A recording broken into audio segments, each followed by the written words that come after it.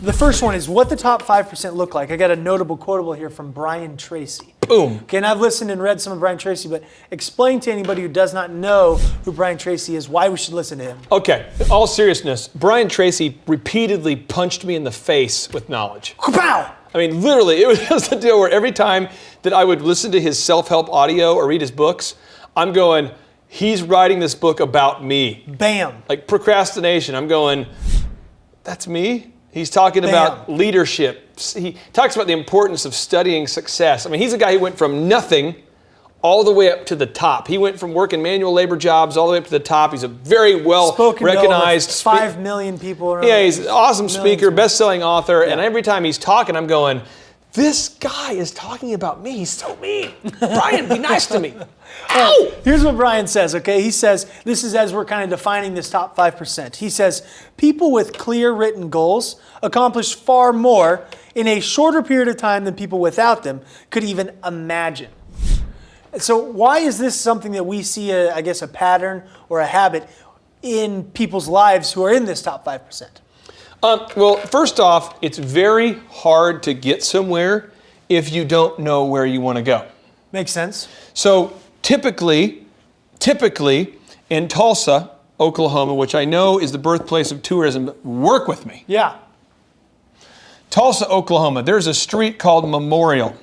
And what happens is kids hop in their cars and they drive from roughly 71st and Memorial to like 121st and Memorial. Yeah. And they go back.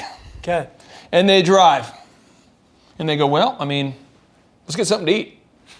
Say, get something to eat. Then they go back. And they go, well, let's holler at girls. Now let's go back. And this happens until they're out of gas. Interesting. And it's because they don't have a goal. Now in totality, they're going to drive probably 100 miles. They're probably going to drive 100 miles and they're going to spend on gas to go 100 miles.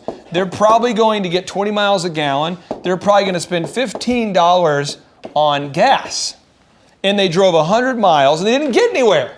Is this the top 5% here? Is this the 5%? It's because they don't have a goal. Okay. Now that same $15, so again, they spent $15 on gas. Right. They went 100 miles, but those 100 miles were here and here and here. They didn't get anywhere. They're in the same spot. However, you could take the same 100 miles, the same $15 of gas, and you could drive to Oklahoma City and you could go see a Thunder game. You wouldn't be able to come back for 100 miles, but you could get to the game.